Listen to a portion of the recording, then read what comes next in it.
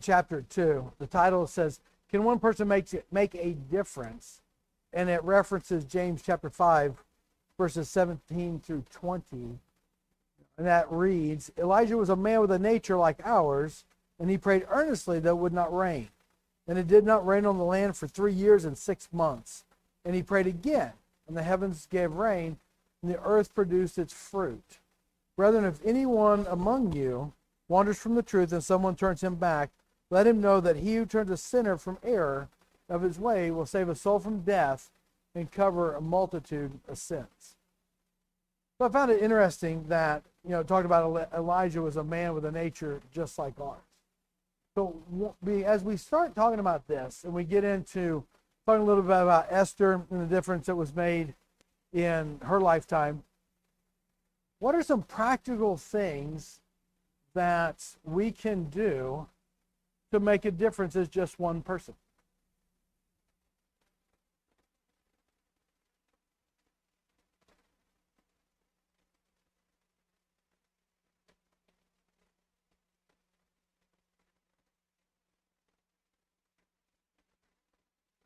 If you don't want to wait for the mic and it's a one-word answer, you could say it and I'll repeat it for you. We could just do the relay system. Practical ways so we can make a difference. We can pray. I mean, that's a great way to make a big difference. We can pray. It says, fervent prayer of a righteous man availeth much. So prayer is one way. What else? Just words of encouragement. Something to say, you know what, good job at doing this. Doesn't have to be elaborate. Again, just knowing that somebody knows of you. I'll have to repeat that when Chuck had a microphone. How else? A good example. Yeah, that's a great way to make a difference, because people will see good works in you. You'll see a good example. Any other practical way? Just a smile. Yeah, don't walk around looking like a bully. I joke around. I have resting bully face at work. So I'm always thinking about something, and people ask me, "Why are you angry?" I'm not angry. I'm just thinking. Because when I think, I really get this intense look on my forehead. But we just to smile and make sure that we have an open posture. Listening is another great way. Yes, sir. Okay. Someone in need, something, anything that they might need. Yeah, just being willing to pitch in and help out. It's one of the Disney movies, see a need, fill a need. I think it's robots, if I remember right. But if you see something that needs done, be willing to do it. It's another way that one person can make a difference.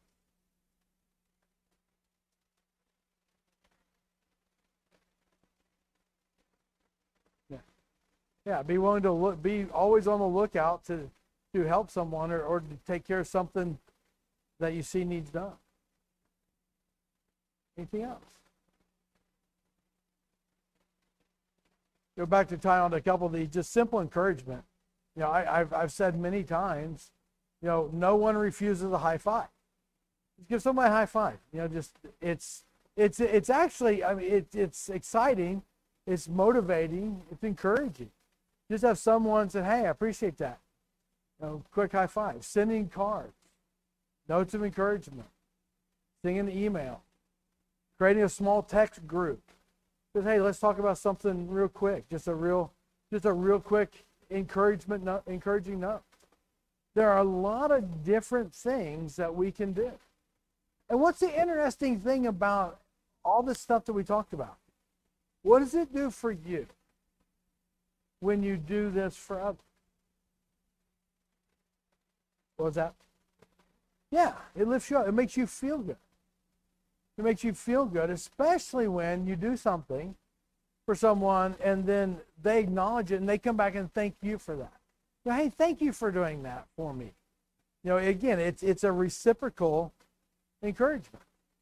And we talked in chapter 1 of this book how action breeds excitement, which breeds action. It is a simple process. But a lot of times we find ourselves in scenarios where we sit around and we wait to either be told to do something or asked to do something. You know, if we are a more active person, and if we're looking for something, you know, it can become second nature. Has anybody known people that just seems second nature for them to help and encourage? Does anybody here feel like they're that type of person? Or does anybody else have to work at it? I have to work at it. It's not natural for me to do that. I have to intentionally make time, intentionally make space in my life to do the things that make a difference. From the microphone. Well, you raise your hand. You can raise your hand. You can blurt it out. You can. I was just thinking about usually at about the beginning, well, actually before the beginning of the year, those sign-up sheets go up, and there's communion, there's teaching, there's and then that's not on the sign-up list. I was thinking about Jane and Joyce are here cleaning every week, and is there something that we could do to make things a little easier for them instead of leaving stuff, or just make it easier, change the toilet paper if it needs to be done. Yeah, just the little things. Take care of the spot that's around you, and there's a good theory by that. If everybody takes care of their spot, then as a group, it's easier to take care of the whole. Everyone's responsible for their section of what we do. I want to start out with that to kind of get us thinking as we start talking about this, and we start talking about how it doesn't take a big effort to make a difference. And I've used this story in sermons before, and it's about that grandfather and grandson walking down the beach, and there's all these sand dollars on the beach, and the grandfather bends down and picks one up and throws it back in the water, bends down another, throws it back in the water, and they do this as they're walking. The grandson will throw some back in the water, and he stops and turns to his grandfather and says, "There's so many of these on the sand. Why does it matter if we throw back one at a time?" And he bent over and picked one up, and he said to his grandson, "Grandson, to this one, it means everything," and throws in the water. And so we never know. There's all this work to do, but we never know what that one little act will mean to that one person. And so that's what I want us to talk about tonight. Now, when we look down halfway on that first page, Edward Everett Hale put it this way: "I am only one, but still I am one. I cannot do everything, but still I can do something. Because I cannot do everything, I will not refuse to do something that I can." Because there's so much that we can't get to. We can never accomplish everything by ourselves. But just because I can't do everything, I will not refuse to do something. And that's what I want us to talk about tonight in looking at this study and the things that we can take away from this, that we are only one person, but one person can make a difference, especially if it's one person. It's a lot of one people, working towards the same goal. As you guys look at this, any thoughts jump out that you want to talk about here on this front page?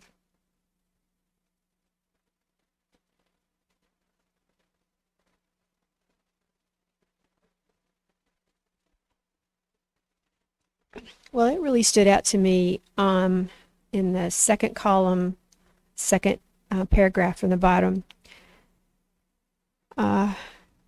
Think of all who decide to obey the gospel of Christ regardless of what might happen to them physically. I think we live in a time, and it was, just reading Esther again and seeing that her life was on the line, and she was not the only one.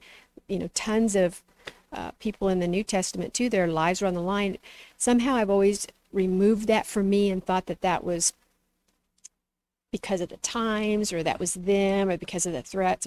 But if it really was, what if it did become my life? Would I do it? Not my soul, but my life. Would I give up my life? It was done for me. And that's a difficult question because we feel obligated to say yes, I would, because you say no, you have to question your faith and your commitment. But none of us have been put in that scenario. And it would be hard. You can't imagine, I can't imagine that scenario. I would like to say if I was put in that scenario, I would. But would we be like Peter when he was faced with that scenario? Would we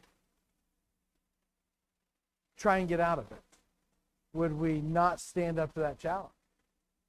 Because we see an example of a person that was with Jesus that when he faced that choice, he didn't make what we would like to say is the right decision. Yeah, that's an excellent point. One of the things that we talked about on Monday is the Bible's full of a lot of just people. You know, other than Jesus, the people that we read in the Bible are just people. And they're able to accomplish some extraordinary things, but they're not superhuman. Yes, Dan. I'm going to say, following up what Joy said, I've said this before, but I think there's a lot of people who, if you ask them, they said they'd be willing to die for Christ. But I don't know how many people, when they really get down to it, are willing to live for Christ. That's the big difference. I think we're looking for something big. Being a martyr for Christ, I mean, in our minds, thinks like it's one of the greatest things you could do. But we're out there every day. Are we actually living for Christ? We're willing to die for him, but are we willing to live for him every day? Well, and that's really a fantastic point. And to kind of build on that, I would wonder if you're not really willing to live for him and stand up and do the right things, would you really, when push comes to shove, be willing to die? A lot of times we're not willing to give up the comforts or the conveniences or the fun, but would you really be willing to give up your life? Great thought. Yes, sir. Yeah, one thing to help out, we can praise loudly and blame softly.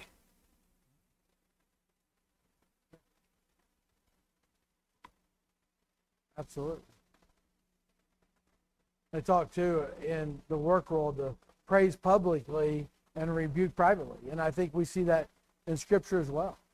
If someone needs correction, do it quietly and do it privately. But to praise openly and publicly. Yes, Terry.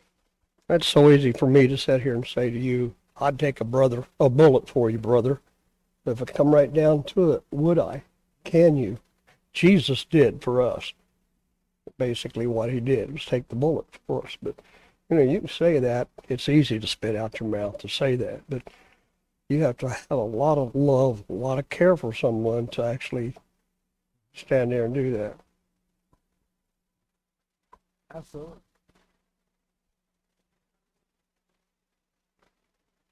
All right, let's talk a little bit about the book of Esther.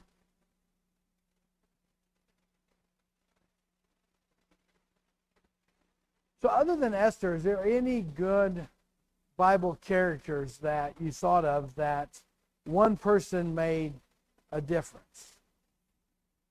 I think Esther's this is a great story of that.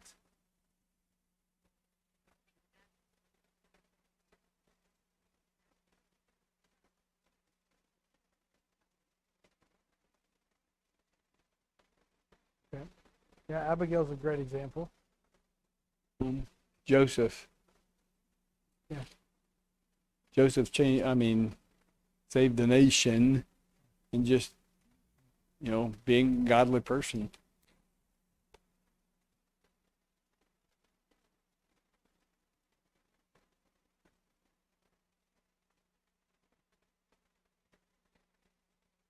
So if we look at Esther, I mean, we'll just kind of summarize the setting. My mind is drawn a blank. Mordecai. What's one of them? Mordecai, Haman.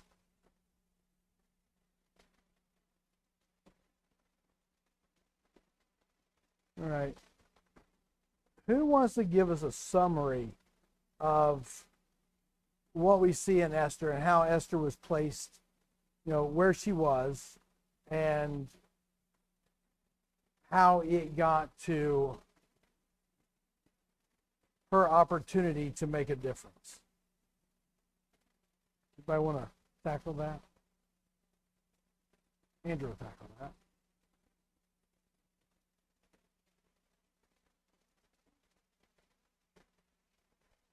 I think the core synopsis of Esther is that the main characters are in the places where they are when they need to make their critical decisions, really because of events that are outside of their control. Mordecai gets into the position that he gets into because he overhears a plot against the king in the start of the book. And Esther gets into the position she's in because of something the queen does, and the king puts her away and is just searching for a new queen. And so she's not even really involved at all in the situations that led to her getting to the positions that they were in. But once they were in those positions, Mordecai having, without much recognition, having saved the life of the king and it getting recorded in the scribes' records, Esther being queen, then when the real danger arises for their people, Mordecai's able to be aware of it. He's able to have some close connection to the king, even some recognition by the king because of his previous actions. And Esther is able to make intercession for the people and have a way for them to be saved because they utilize the positions that they're in that they may not have even planned to be in. So they're able to make use of things that were originally outside of their control, but work within those positions to bring about good. If we look at Mordecai's position, he's another one that, he's only one person, but he played a key role in this storyline too. Because if he chose to not encourage Esther and motivate her to go talk to the king, the whole thing falls apart as well. And so when we look at this, we look at it took a lot of courage in these people to stand for what was not only risky, but was what was beneficial for people other than themselves. There was a whole group of people that their lives depended on them standing up and doing what was right.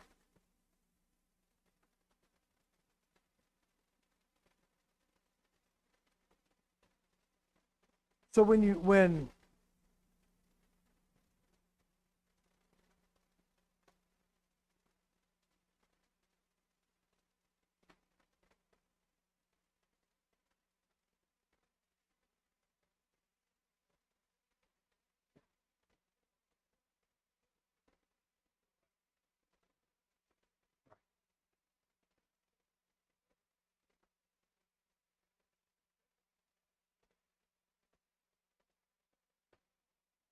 yeah, that's true. They were willing to, no matter which outcome, because it was, succeed, and their lives were saved, fail, and they still did what was right and noble in the sight of God. So I think that is a very great point. And I'm always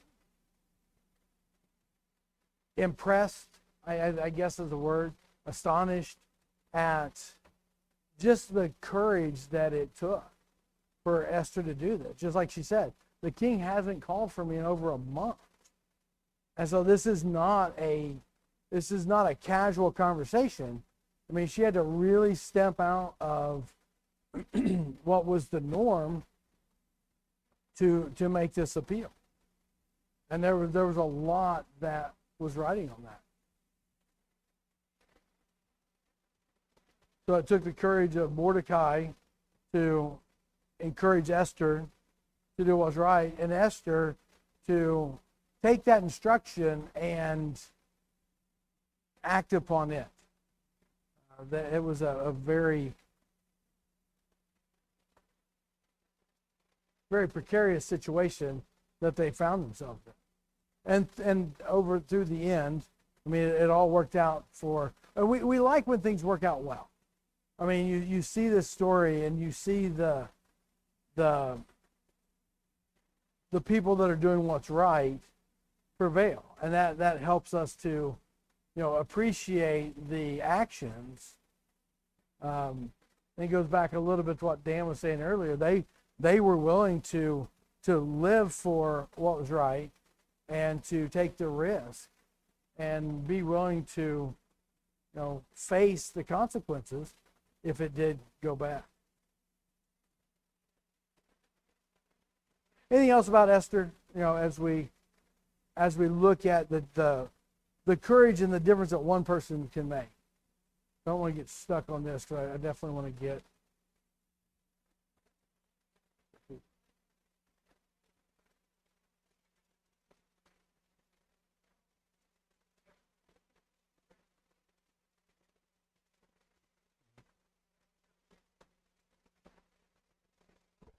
Okay. So the king, I think we always kind of put him in the back seat, but he realized there was something that that was different about Esther to select her, than also knowing her character. Hadn't seen her for a month, but yet here she is, shows up, and he knows that that's not her character. I mean, the previous queen didn't show up when he told her to come, and here Esther comes when she is not asked for. So it was something there. But his actions, realizing that he could not turn back the law that he had put his signet on, which, that's another story. It's not like God, they kind of thought of themselves as God, as I can't change my mind later. So he wasn't a politician, he was a king. So, but his actions to support Esther and Mordecai and the Jews, giving them the weapons, giving them the ability to fight back. And then it was the rest of the people who took that action to fight for themselves and to repel the Haman and the army. So I think that's, the king kind of gets, left thinking that it's only Mordecai and Esther, but I think the king did an awful lot to help the situation. But I think that was influenced by Esther's character that he recognized and allowed him to, see her for what she was.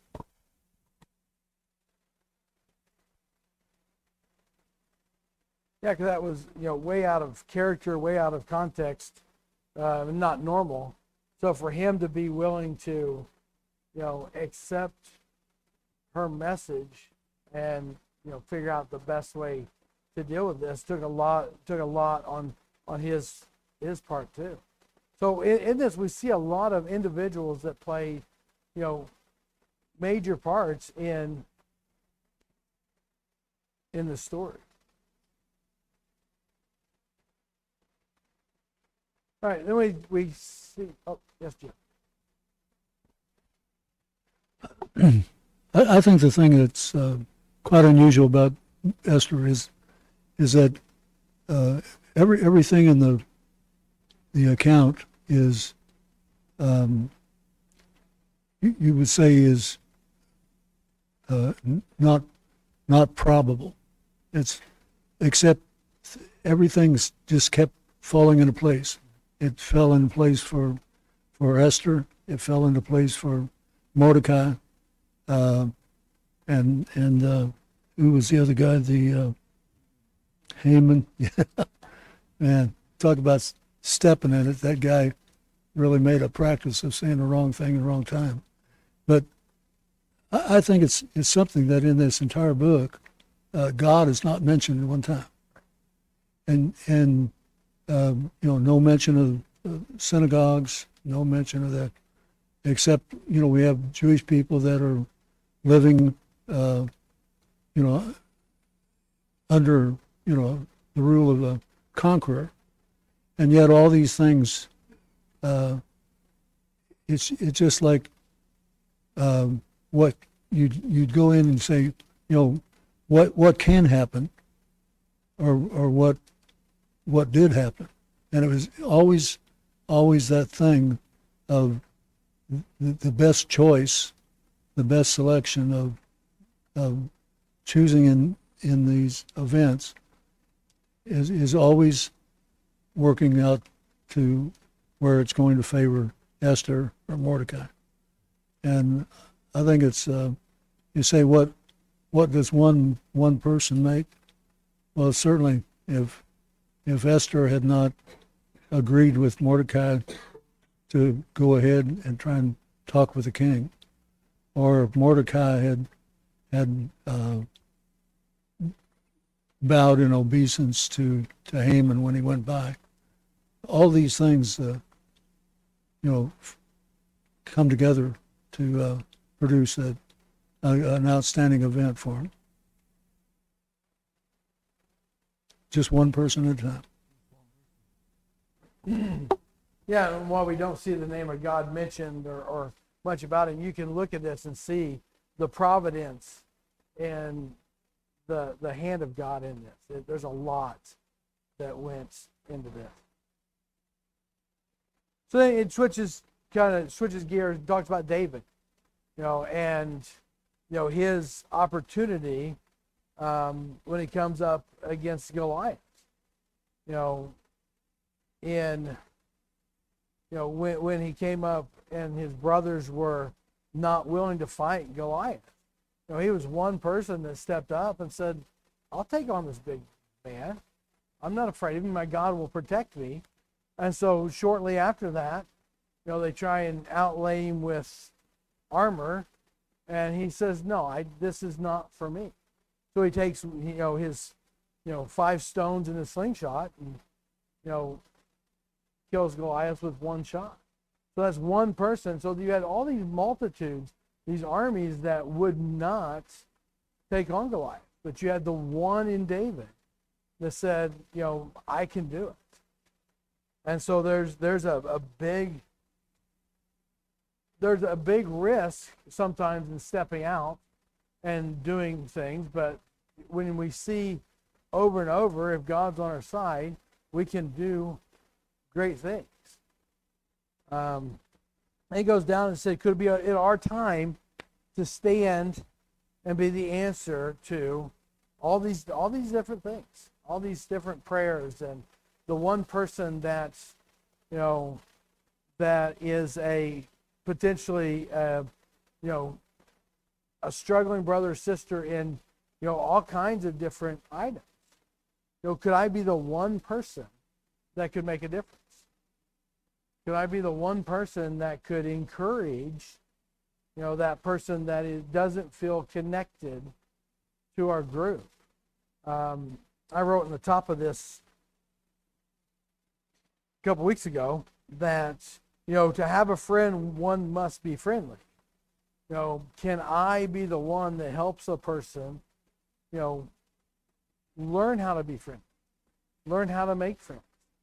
Can I be the person that can I be that person that's a friend to the person that doesn't have a friend? I'm in a lot of HVAC peer groups, and a lot of these I'm in year number 6 or 7, and I remember when I was the new person, you feel out of place. And as I talk to new people that come into these groups, I tell them that sometimes it's awkward, but stick with it because you become more comfortable. You become friends, and then people that come in after you in these best practice groups are newer than you are. They look at you as someone that's been there, and you can help people along the way. So when we're new in an effort or new in an organization or new in something we're trying to change, we just need to understand it's going to be a little bit awkward and a little bit challenging. but it gets easier with time. The more experienced you become with something, the easier it is to do that. The first time that you go to a funeral home of somebody that's lost someone close tragically or suddenly, and it's real uncomfortable. But when you take yourself out of it, when we were at the Sacred Selection auction, Brett Culp, who did the keynote, I was talking to him afterwards, and he said, we talked about how amazing it is when you take the focus off of you and you make it about other people, that opportunities and success and fulfillment really rises out of that. He's a documentary filmmaker, and when he made a movie called Legends of the Night about Batman, he made it about the people that wanted to be Batman, that were struggling with different stuff and had challenges, and some of them were disabled people, but they wanted to be Batman because Batman was this non-superpower superhero. And when he made this and some of the things he did with it, it really brought great fulfillment. And he's just one person that through this movie, which has been premiered in over, I believe it's 100 or 1,000 movie theaters across the country, and all the money goes to charity. And he's raised over $100,000 for local charities with $10 tickets. And they did no marketing, no planning, no admin, nothing about this. But he made it about other people, empowering them to help local organizations. And so one person, I thought about that when I was reading this. One person was able to make a huge difference in lives of people. And if you see some of the people in the movie, Pat and Bill were there, and Josh and Liz were with us. You see some of the people in there. It's inspiring, and it's heartwarming to see some of the things that happened just because one person made a difference. There's a quote in there. It's got a picture of this big tall man on his knee talking to a kid at their level, down at eye level. And it said something like, a man never stands taller than when he kneels to the level of a child. So, man, that's impactful. Because a lot of times we don't realize how we don't interact with those that are, sub 3 foot tall. Because they're sub 3 foot tall. They're way down here. We don't interact with them as we possibly could. So those are ways we can make a difference. So we have a list here because you never know when you might be the answer to something that somebody's praying about, struggling about, because one person can make a massive difference. Any comments, questions, anything you want to talk about before we kind of get to the official questions in the last 8 minutes we've got a class? Joy gets a frequent participation award. Oh, you're fine. Better than listening to me the whole time. So I think it's because of things that you've said and things that Dan said made me come up with some of this. But back to what Dan said, we might say, or I have to put it in I mode. I might say, oh yeah, I will, I am not willing to give up my life for this thing. But at the same time, am I willing to give up my soul for something else because of a sin? And which one's more important, longer lasting? And then this list thing, there are people that have had horrible things happen to them, and the tendency would be to keep it private, but to me it's like a really good reason maybe that happened was so that someone else that might happen to doesn't have to be alone, and you can maybe offer some kind of support, understanding, head them to some resources to help them with that, because not everybody's got the same experience, but you probably won't be the last one to have that experience. So it's even though it seems like there's no value to it at all and it's haunting and horrible, it can be used because it can be helpful to someone else that may happen to. And you're the unique person, or you're the almost the expert on that, so you can help them when someone else cannot.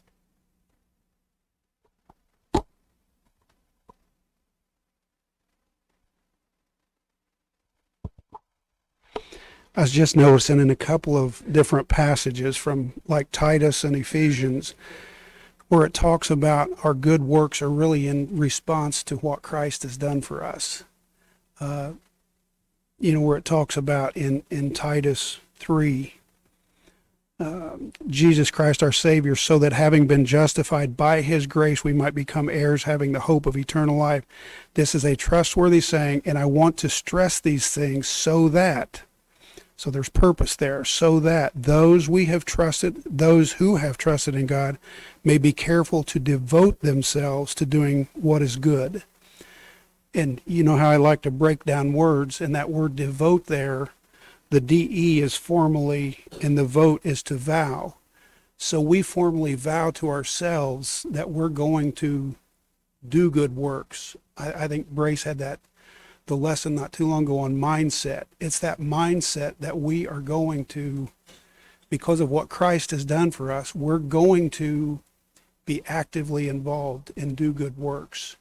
And those works in Ephesians, where it talks about, let's see, for it is by grace you have been saved through faith, and this is not from yourself, it is a gift of God, not by works, so that no one can boast. For we are God's workmanship, created in Christ to do good works, which God prepared for us in advance for us to do. So just what he has things that he wants us to accomplish. And when we realize what the grace that he has shown us, we're going to be busy. And if we think, well, we can't do that, then we can go to Ephesians 1 and look at that power that raised Christ. He talked about how that same power is available to us in doing these things and making sure they get accomplished. So when we talk about works and getting stuff done, I will never forget Saturday morning, I was sitting at the 10th Street building at a men's Bible study, and Bill Walker was leading the class, and he started out the class about, okay, we're going to talk about the acts of the apostles, not the intentions of the apostles. This is about acts. This is about being busy and doing work. And I will never forget, I can see the classroom. I can walk in that building if the walls are still there, and take you to the classroom where he said that. It made a big impact. And there's a few things that, in the few minutes we have left, that we never know what statements make an impact. We never know what actions make an impact. And we never know what could have happened by the thing that we didn't do. When we overlook doing something that we could have done, then we never know the outcome. And I think every one of us in this room can probably think of something in our lives where, like, I wish I would have done this. And I know people that say, I wish because we all have great intentions, but we always get busy. We get sidetracked. Man, I wish I would have filled in the blank. The one thing, and this has been said a lot, the one thing you never hear someone say on their deathbed is, I wish I would have made more money. I wish I would have spent more time at work. I wish I had bought more toys. It's always, I wish I'd have spent more time with this person or that person. I wish I could have told this person. Let's not wait until it's too late to be that one person that makes that one difference in that one person's life, because you never know. The amount of things I remember Jim Atkins saying. I've weeded out all the bad things, and I got some good stuff out of that. I've weeded out a lot of nonsense, but I've got some good things. That, because there's things that, I remember Don saying to me, and, Jim Atkins and Larry Barker and many people that have, over the last 30 years of being in this building, have poured into my life and said things that make an impact. Because you will be, we talked about this Monday night, you will be the same person you are today 5 years from now, except for the people you meet and the things you read. Because it's the experiences in life that frame you and the things you read that inspire you to live a life. So if we look at questions, any questions in the last 2 minutes of class? And Stan's got his finger on the bell and Chuck's getting ready to kill the recording. So any questions that you guys want to talk about? I do encourage you to look at them. We're going to move on to chapter 3, because that's going to, facing the facts, we're going to talk a little bit about what did we discover in our self-evaluation and our congregational evaluation. Again, you'll be my friend if you turn those in, fill them out, and give them to us. Love to know what you think. And we're going to talk on Saturday. Well, we're not going to talk at all. Well, I might talk to some of you on Saturday, but we're not as a group going to talk on Saturday. But we will talk on Sunday morning about, facing reality on, it doesn't matter where we are, it matters where we're going. We can't change the history, we can only change the future. So, appreciate your comments. Appreciate you guys participating tonight. And we will start up again in chapter 3. Hopefully we'll have books soon. Still no update. They are digitally on the website. If you'd like them, Andrew got them uploaded. Chapter 3 is on there. And if you need any help getting to that, let us know. We'll be glad to help you out. So, we'll convene.